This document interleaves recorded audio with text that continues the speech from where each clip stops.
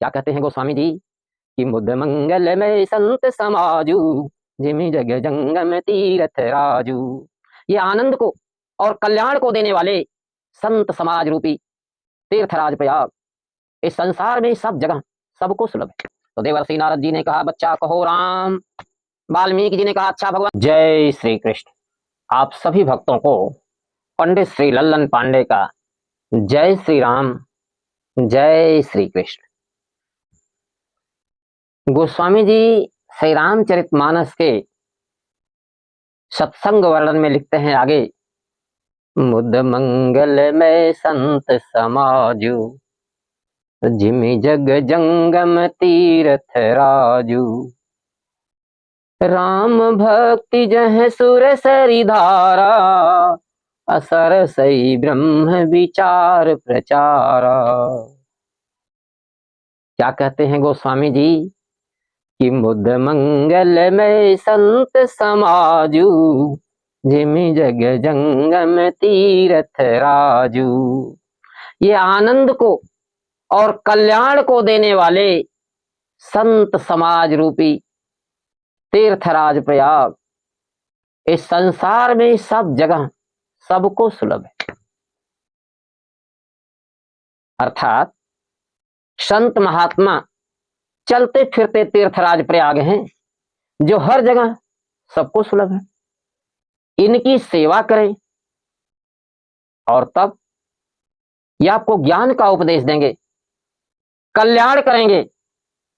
और यदि आप संत महात्माओं की सेवा करते हैं तो इससे कल्याण होता है।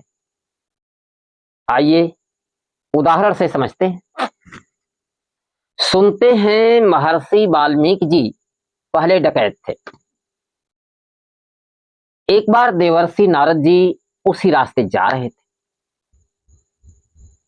आकाश मार्ग से उन्होंने देखा तो उनके दिमाग में बात बैठ गई कि आज इनका कल्याण कर दें। वह जमीन पर उतर गए और साधारण साधु वेश में उसी रास्ते जाने लगे। अब जब वाल्मीकि जी के सामने से निकलते हैं तो जानते हैं क्या कहते हैं वाल्मीकि जी, ऐ साधु, जो गठरी मोटी लिए हो ना सब रख के जाओ। अब साधु बाबा बोले, अरे भैया तुम ये गठरी मोटी लेके क्या करोगे?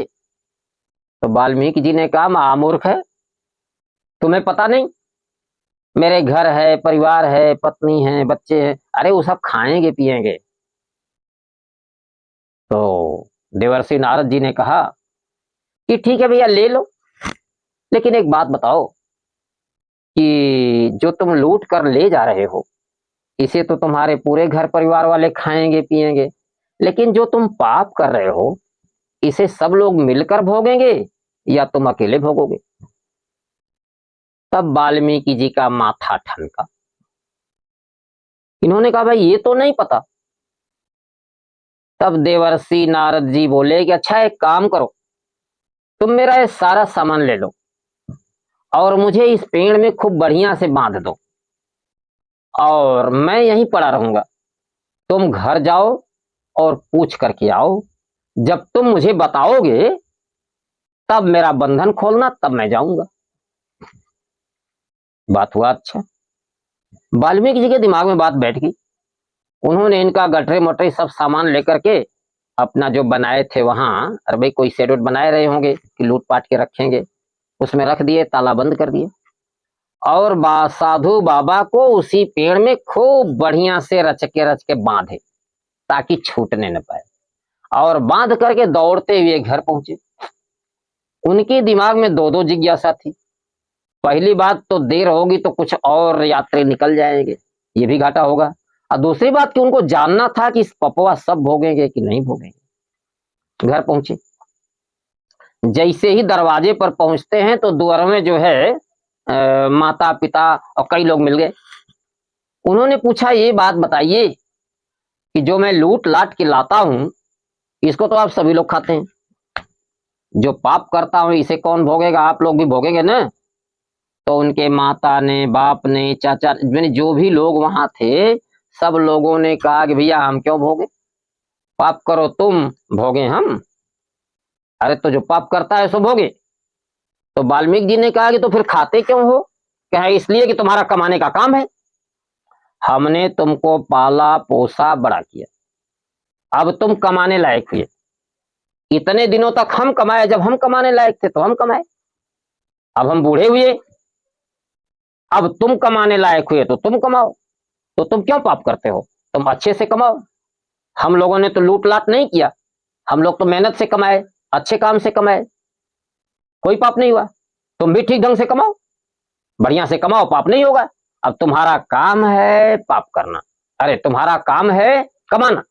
तुम्हारी बीबी है, तुम्हारे बच्चे हैं, तुम्हारा घर परिवार है, अरे हमारा क्या, हम तो बूढ़े हुए, आज है कल मर जाएंगे।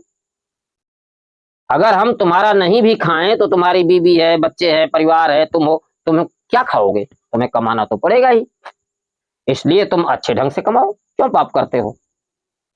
और कमा के लाओ भैया, चाहे जैसे लाओ, और तुम्हारा काम है, तुम जानो। हमें तो अब खाने का मतलब है, हमने तुम्हें इतने दिन तक खिलाया है, अब हमारी खाने की बारी है। माता ने, बाप ने, सबने कह दिया कि हमने अब तक तुमको खिलाया है, पाला है, अब हमारी खाने की बारी है, कमाने की बारी तुम्हारी है। तुम बढ़िया ढंग से कमाओ, क्यों पाप करते हो?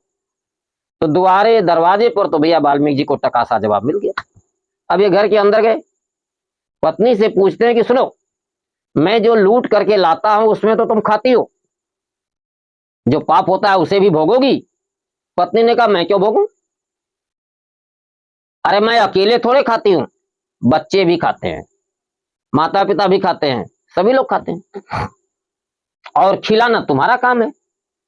जो मेरा काम है, मैं पत्नी हूं, बहू हूं, मेरा काम है कि मैं घर के अंदर का काम देखती हूँ, सब साफ सफाई करती हूँ, घर गृहस्थी संभालती हूँ, बच्चों को संभालती हूँ, और समय पर भोजन बनाती हूँ, सबको खिलाती हूँ। जो घर के अंदर का मेरा काम है, मैं अपना काम करती हूँ, इसमें तो कोई पाप नहीं लगता। अब तुम्हारे पाप में मैं क्यों भोगूं? तुम्हारा काम है बाहर से कमा करके लाना, बच्चों को खिलाना, हमें खिलाना, माता पिता को खिलाना, ये तुम्हारा काम है। अब तक तुम खाए हो, माता पिता ने तुम्हें खिलाया है, अब वो बूढ़े हुए, अब उनकी खाने की बारी है, तुम्हारी कमाने की बारी है। तुम क्यों पाप करते हो? क्यों पाप करते हो बताओ? अब पाप करते हो तो भोगो। माता पिता ने, मेरे ससुर जी ने, मेरे बाप जी ने तो लूट खसोट नहीं की, उन्होंने तो मेहनत से कमाया। भैया तुम क्यों लूट करते हो? और लूट करते हो तो तुम जानो, तुम्हारा काम कमाने का है, तुम लूट मत करो, बढ़िया से कमाओ, पाप नहीं लगेगा। और भैया मैं तुम्हारे पाप में भोगने वाली नहीं हूं, तुम्हारा काम कमाने का है, तुम चाहे जैसे कमाओ, अब तुम जानो, तुम्हारा काम जाने। पत्नी ने टके सा जवाब दे दिया। अब वाल्मीकि जी वहां से चले और उनका ज्ञान खुल गया। अब वह आए और देवर्षि नारद जी को जो पेड़ में बांधे थे उनका बंधन खोल दिए और उनके पैरों पर गिर पड़े। कहे प्रभु मेरा अपराध, मेरा पाप कैसे मिटेगा? अब आप मुझे रास्ता बताइए, अब मैं कोई पाप नहीं करना चाहता हूं। तो देवर्षि नारद जी ने कहा बच्चा कहो राम। वाल्मीकि जी ने कहा अच्छा भगवान, हाँ क्या कहे? एक शब्द मां, दूसर का शब्द का कहला प्रभु? कहे रा। वाल्मीकि जी ने कहा मां रा। अब नारद जी समझाते थे कहो राम, और वाल्मीकि जी कहते थे मां और रा। नारद जी समझाते समझाते परेशान हो गए। नारद जी ने कहा दो ही शब्द तो है, कहो रा एक शब्द मां, कह दो। वाल्मीकि जी कहते थे हाँ हाँ बाबा, एक शब्द वाह मां, दूसर का कहो रा, मरा। अब नारद जी जब परेशान हो गए तो इन्होंने कहा अच्छा एक काम करो, जल्दी जल्दी कहो। अब वाल्मीकि जी कहने लगे मरा मरा मरा मरा मरा मरा मरा मरा। नारद जी ने कहा ठीक है अब यही कहो। कहें प्रभु ठीक है, अब मैं यही कहूंगा, पर मेरा खर्चा कैसे चलेगा? तो देवर्षि नारद जी ने कहा एक काम करो, यही एक कुटिया बना लो, और अब तक तुम लूट खसोट करते थे और अब भगवान का भजन करो, तुम्हारा खर्चा चल जाएगा। अब देवर्षि नारद जी चले गए और ये जो है वाल्मीकि जी वहीं जो अपना सेटमेट लगाए थे जिसमें लूट खसोट के रखते थे, उसी को अपनी कुटिया बना लिए। थोड़ा दूर तक जो है और छप्पर उप्पर डाल दिए और वहां कुछ पेड़ पालो फूल पत्ती, भाई साधु महात्मा लोग क्या करते हैं, उसको लगाने लगे, सब साफ सफाई करने लगे कुछ दूर तक। अब भाई जंगल झाड़ी था ही, एक कुटिया बनाए थे, उसमें सब रखते थे, शाम को लेके घर चले जाते थे। अब जो है उस कुटिया में मान लो सोते हैं बना खा के, और बाहर जो है काफी दूर तक साफ सफाई कर दिए। अब उस रास्ते पर जो भी लोग आते थे, वाल्मीकि जी ने लूट खसोट छोड़ दिया, राम राम कहना शुरू किया, मरा मरा कहना शुरू किया। अब जो भी आते थे वहां बैठते थे 5 मिनट, और साफ सफाई थी, फूल पत्ती थी, बड़ा खुश होते थे कि चलो भाई डकैतवा सुधर गया। अब तक वह लूटते थे, और अब उनके खर्चे से ज्यादा लोग प्यार से दे देते थे। प्रेम से बोलिए वृंदावन बिहारी लाल की जय। मुद मंगल में संत समाजू, जग जिमि जग जंगम तीरथ राजू। इस तरह हम इन संत महात्माओं की सेवा करके अपना कल्याण कर सकते हैं मित्रों। यह संसार में चलते फिरते तीर्थराज प्रयाग के समान है। जय श्री